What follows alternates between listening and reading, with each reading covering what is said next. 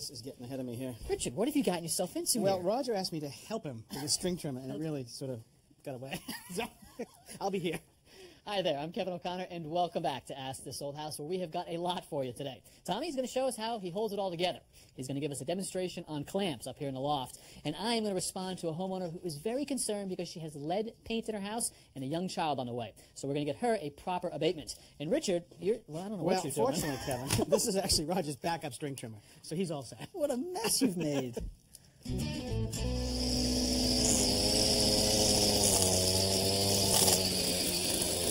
Morning, Allie. Hey, Roger. Now, whenever you're using a string trimmer, it's important to wear safety equipment like these eyeglasses because a lot of stuff will fly up from that trimming that's going on. Also, ear protection. It gets really loud. Right. I like to use long pants for my legs and make sure my feet have good shoes on, too. That's very important. Yep. Now, I noticed you're trimming right up against the rocks. Yeah, we have to do that. My husband will mow the lawn, and he just doesn't get close enough, so I like to come around with a trimmer and clean up. Yeah, whenever you're trimming like this, I like to hold the trimmer nice and level and just take it down so it looks like it's been cut and not cut right down into the grass. Gotcha. Now, I also use the trimmer to edge the bed. You can see here we have the edge of a bed with a lot of grass growing over it. So I'm just going to start the trimmer.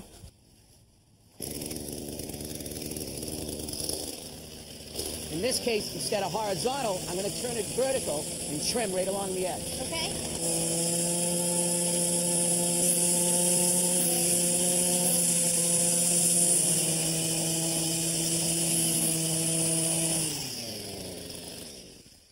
Now, Allie, here's something I don't like to see. You have grass growing right up to the trunk of this tree. If you use this trimmer, this nylon string will rip the bark right off of that tree and it could kill it. Okay. What's something we can do to keep it neat and cleaner under the tree? I'd like to see you make a nice little mulch ring around that tree, and it would make it easier to mow around, too. Okay. Now, if you look, you'll see that this nylon string gets worn over time. It's getting shorter and shorter, so it's not working properly. Right. But what we have is called a bump and go head, or an automatic feed. While this is running, if you tap this on the ground, this string will come out. Sometimes it comes out too long, but that's what this cutter blade is for. Okay. It'll cut the string to just the right length. Okay. Let me show you how that works. Now, the trimmer has to be running first for it to work. So I'm going to start it up.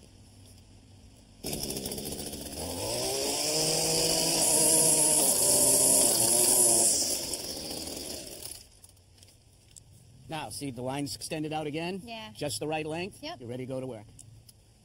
Allie, eventually, after a lot of trimming, you're going to use up all your string. So what we have to do is we have to take off this spool. You take it, push down, turn, and it pops out. Now, this is where the string is going to go. Now, the first thing we do is we cut a piece of string about 8 feet long. Okay. That is going to slide into this hole in the head. Now we're going to take and double the line and make sure it's even on the ends. Okay. Okay? Now we're going to look on the bottom and it's going to tell us which direction to wind. In this case, it's going right. So I'm going to take this line and I'm going to start laying it around. And what I want to make sure is when it goes around, it lays down flat. Okay. And the reason we don't want twists is it'll stop the line from coming out.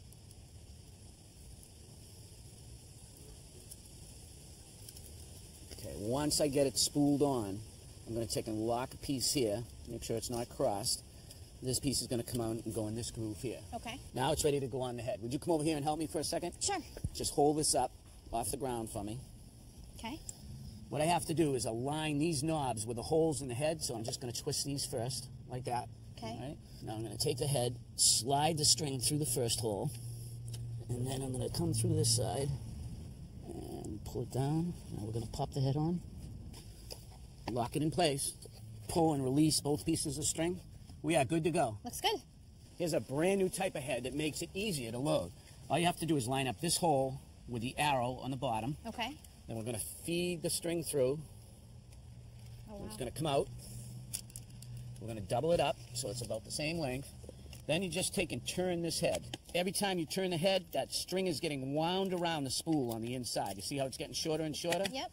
Before long, you're ready to go. That's great. That was easy. Yep.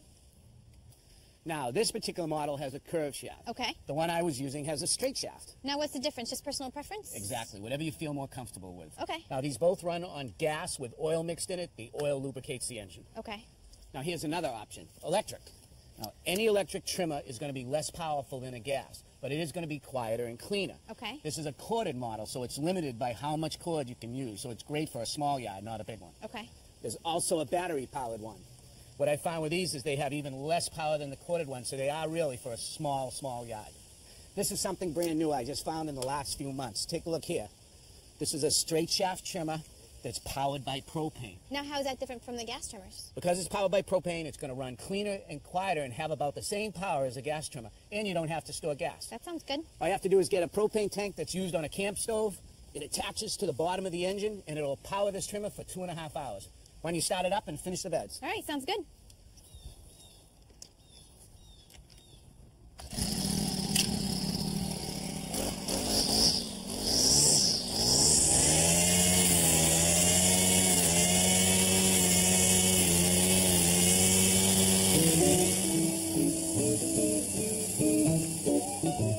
Tommy, you wanted to talk about clamps, so I did a little scavenging up here in the loft, and I got just the thing for you. Here you go. It's an old hand screw clamp. They come in all different sizes, Kevin, and they're great clamps. So this one's actually got wooden screws, and that sort of tells you something about its age. But, Yeah. Been around for a long time. It's a great clamp. It actually works on a parallel process. You got to make sure that the clamps are parallel whenever you are clamping together. So once the clamp is parallel, you want to make sure you hold both hand screws and turn it, and they will always remain parallel. All right, well, we've come a long way since the original hand screw clamps. There are a lot of options out there. Right, now C clamps right here, they're very common. Now here's a C clamp, and they come in all kinds of different sizes. And I typically use these when working with metal because they put a lot of force in such a small area right here, and it can actually damage the wood. Now what I do use a C clamp a lot for is for clamping my framing square to a straight edge.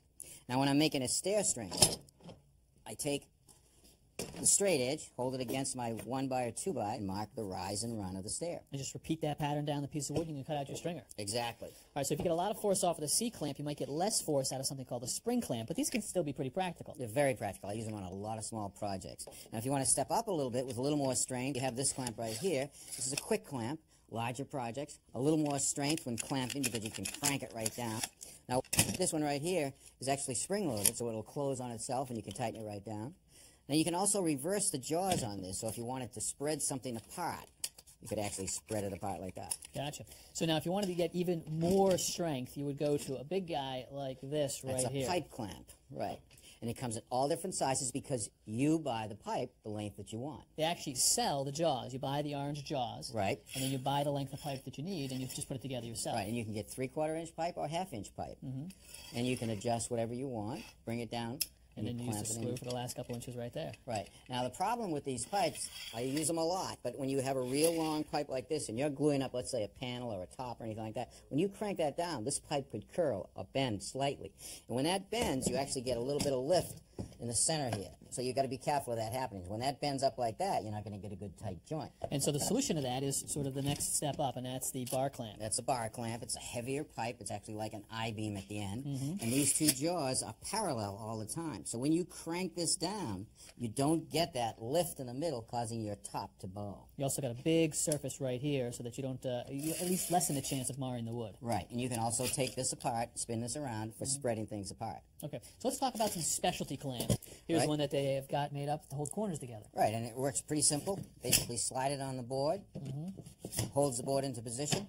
Now you can fasten it with a pin nailer or screws, whatever you want to do, if you're making a bookcase or drawers or whatever. So there's not a lot of holding power with that. It's really just a third hand. But they do make Right. clamps, and you really got to pull those two pieces of wood together. Yeah, if you really want to crank that corner tight, there's one right here. You can basically put the two pieces in there like that, put them together, and make them even, and crank it right down, and put your fastener in. And it's actually nice that it's left open here so that you can work on the ends. Right, and you can do a butt joint like this, or you can take the two pieces and slide them together to make up a corner, and then you can fasten that corner like that. So those are for corners, but they've also got clamps for edges. Right, here's basically a C-clamp with 3 points. Basically put it on the top, and I would clamp it down, slide in my face frame, and clamp that while the glue dries, or you can install a fastener. And these clamps right here hold the whole clamp on as you ratchet this down. Right, but you got to be careful when you're using this type of a clamp because that C-clamp can do damage to the surfaces. Now here's a pretty cool clamp. It has spring-loaded jaws, so when I push it on the top, I can't pull it off. I pull the jar up and I bring it over here, slide it into place, and I crank it down. The more you screw that, the more those grab. Right, and I don't have to worry about doing any damage to either surface. Pretty fancy clamp. It is. Now, of course, there are some tools that can clamp that you wouldn't necessarily think of, like, for example, surgical tubing. Right, you can wrap that around whatever you want to clamp, tie a knot, and it's going to stay. Or a rubber band work great, too. Yeah. Or even duct tape, putting two surfaces together with a piece of duct tape. Or, how about hot glue? It's a great way to temporarily clamp things while you wait for the glue to dry or the screws or the fasteners to be applied. It'll stick it together just enough, but you can break that hot glue off no problem. Exactly. So now, if you were going to put something together like a stool, let's say one of the stretchers actually came out like it did right here. Again, you could use a surgical tubing and you could tie this around, make it nice and tight.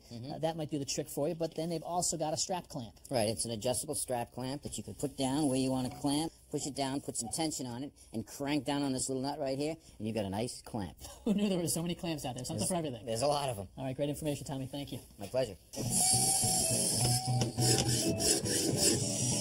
All right, guys, here we go. It's a blue weighted base with this gray cylinder-like thing attached to some stainless steel rods. What is it? It's exploding. Finally, you guys have heard of a dry sink? Oh, yeah. Yes. A dry well? Yeah. Weird, dry well. A dry fountain. You can't have water in the house? Just take these guys inside, set it anywhere, let go, and all the movement. A water of saver. water. Shh, listen. Is it the ocean? If I had a penny, I'd pitch it in. Terrible. All wrong. No. This is because the world has become a crowded A lot of space. people. A lot of people.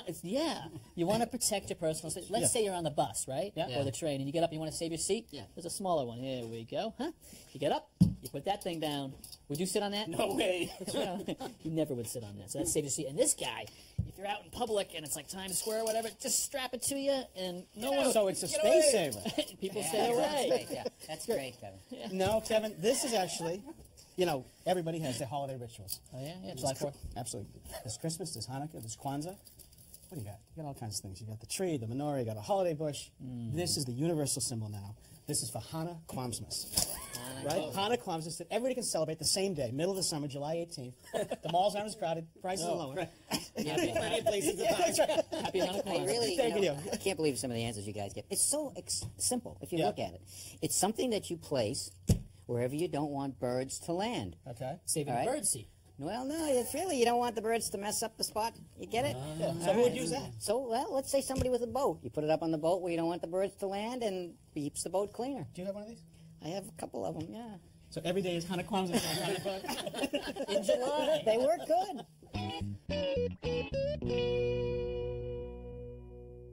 So, Helene, congratulations on 2 fronts. Your second child is expected soon, in about a month, correct? Yes. Oh, that's great Thank news. you. And secondly, you just bought yourself a new house, right? We did, thanks. Now, that is very exciting. But unfortunately, you've got some concerns about lead paint. Yes. Why is that? 2 of my friends did some renovations on their home, and they have an old home as well, and they weren't aware that when they were sanding, there was lead paint, and they Right. just sanded with children present, and their children came back with elevated lead levels. So Yeah. that was just a major concern for me. Yeah, that's not a good thing. And you know you've got lead inside. Yes. And obviously with a 3-year-old and a newborn on the way, that's not a good situation. So we've got a crew in there, and we are going to get that cleaned up for you. Thank you so much. All right, our pleasure. If you have lead in the house, it's probably going to be in the paint. Now, in 1978, the federal government outlawed the use of lead paint in residential homes. So if your home was built after that date, you probably don't have a problem. This home, however, was built long before it in 1850. So we called in a certified inspector who went around and tested every single surface in the house. And what he generated was this. It is a 30-page report with the details of every one of those surfaces. It is comprehensive, and it is also the playbook for our remediation team, which is headed up by Ron Pike. Ron, how do we do? What does the report say? It's pretty typical for a house of this era. We have lead and about half the woodwork. The windows are new, which is a big plus. They're about relatively new, about 10 to 15 years old. They're vinyl. Those usually are loaded with lead paint. Yeah, so that's great news that those are new. Yeah. But you're saying that the woodwork has got lead in it. Right. And so how do we test for that? Well, X-ray fluorescence gun. This is actually the most accurate test that you can do. It is a radioactive little source, and what it does is it gives you a reading. So it's not just a surface reading, though, right? It's testing all the layers right down to the wood? It's actually penetrating all the way to the substrate. Right? And what's the threshold? Threshold is 1.0. Anything 1.0 or greater is bad, and as you can see, 9.9. we're about 10 times the level, and a little more because the gun only goes to 9.9. So this is literally off the charts. Yes, it is. Okay, so we've got some remediation to do. You've done some prep work. Tell us about this. Yep. Basically, the idea is when we're in here doing the lead work, we make a big mess, and you don't want to have that cross-contaminate into the living spaces. So we Gotcha. cover up the area, the floors, any heating vents. This is a forced hot water system. Yep. So we cover up that. No ducts to worry about. So you've got plastic all over the floors, and you're doing something with the air? This is a HEPA filter negative air machine. It does 500 cubic feet of air per minute. Gotcha. Triple filtration, blows clean air out, keeps the lead dust levels down for the workers, keeping them as safe as possible. And I've seen one of these before. It's sort of a little containment chamber as your guys come and go, correct? Right, that's a decon chamber. That's where the workers enter and exit the area. It gives them a clean, safe place to put their suits and respirators on, and then when they leave at the end of the day, they take them off. A little bit of an airlock to keep the area clean. All right, you guys are ready to go? We're ready to go. All right, well, let's get to work. Well, there's 3 ways to take care of the lead paint. There's encapsulating, where you actually cover the paint, cover the lead paint with an encapsulation paint especially formulated to cover lead. So you're actually just painting right over it. Exactly, exactly. And then the next method is stripping, where the workers actually physically strip the paint with scrapers. Sometimes, if there's certain items like mantles or doors, we'll take them right off site, take them off to a dip shop, they'll be chemically immersed, and they come back all bare wood. The last way is to actually replace it, and we would replace this woodwork with similar or matching poplar trim. And today we're going to do all 3. Exactly. We're stripping a baseboard corner, which is an area that's considered accessible and susceptible to being chipped or possibly bitten by a child, but it's also an area that needs to be stripped back to bare wood. And that's because this is an outside corner? Correct. It protrudes into the room, and tricycles, toys, whatever might just take that out. So any area that runs the risk of having paint chipped off, we need to address that. And what we're doing here is spraying a water mist just to keep the lead dust down. Do you have to take these outside corners back to bare wood? No, we don't, but where there's an outside corner protruding into the room is more susceptible to being chipped, banged, so we want to be extra careful. So we like to do both. We strip them, and then we're going to encapsulate the entire room. Wow, he really gets out of the bare wood quickly with that scraper. Yes, he does. The key is a really, really sharp tool. You got to keep those blades extra sharp, and he carries usually 3 or 4 of them with him. And as soon as one gets dull, he moves on to the next one and just continues to roll. So cleanliness is key on these jobs. We continually clean while it's going on. We use a HEPA vacuum, which is a special vacuum that traps all the lead dust. Kevin, I want to show you back here. This is one of the worst places in the house. It's a entryway, horsehair plaster, tons of lead paint in real bad condition. Basically ready to fall right off the wall. Yeah, it's really too far gone. We really can't save it. So the best option in this case, cover it with drywall. Okay, just go right over it. Yeah. And I noticed you have a door here. Half of it's still covered with all the old paint. The other half clean. Tell me this wasn't scraped by hand. No, that's a chemical dipping. We took it off-site. When we have situations with like doors and mantelpieces that have way too much detail, it'd be way too costly to strip it by hand. We take them right off-site. They go into the dip tank, come back, they look like new. Well, when that gets a coat of paint, it is going to look fancy. Nice job. Thanks. From the inspector's report, we've gone through the whole house and marked up all the woodwork. You see S's down there for stripping? Yep. And the R's for? Replacing. Replacing. So all this wood gets pulled off and you're going to put clean wood back on? Exactly. All right, so you've got the head stops and side stops. You've got the side casings, stool and apron. Everything but the sash. Those are already vinyl window replacements, about 10 years old. Yeah. And also the headers are not considered accessible to children. So that can stay, but everything else goes. Everything else goes.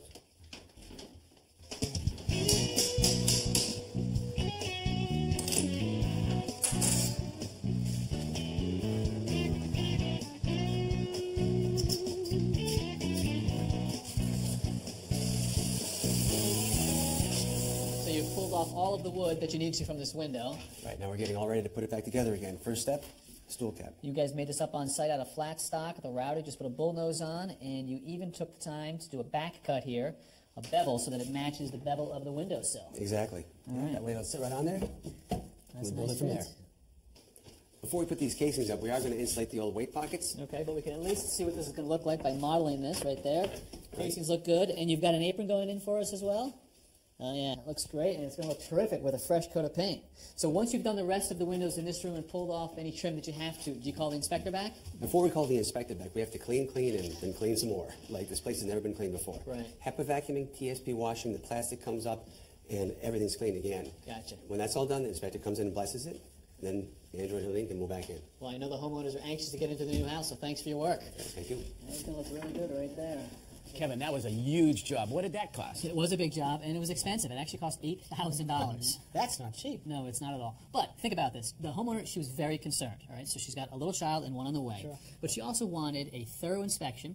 She wanted a professional de-leading, but mostly she wanted peace of mind. She wanted to know at the end of the process she had a certifiably de-leaded home, and that costs money. Well, I have to tell you, if I had young kids, I'd be doing exactly the same thing. Well, the homeowner can actually buy these kits for around $10, I think, and they can actually test their house to see if they have lead. Yeah, and they're pretty effective, actually. It's a little stick, and if you sort of look inside, there are 2 glass vials, one with liquid, one with powder, and you simply just crush both of them and then mix it together, and then you just put it on the surface that you want to test, making sure that the liquid comes out. And now you have to be careful because the top layer of paint may not contain lead, but there might be lead down beneath, so you want to really get in there and scrape through it. all the layers, yeah. Exactly. Expose all the layers. And after 30 seconds, you will know because you will get a reading like that if you have a... Who's not mistaken, yeah. So she's got a very clean house, de-leaded, but most of all, she's got peace of mind. Absolutely. And we'd love you to have peace of mind, too. So if you've got questions about your house, send us a letter or an email. Until next time, I'm Kevin O'Connor. I'm Richard Thewey. I'm Roger Cook. And I'm Tom Silver. For Ask This Old House. It's a pretty easy test. Lead. Visit our website, pbs.org, for expert advice, step-by-step videos, and much more.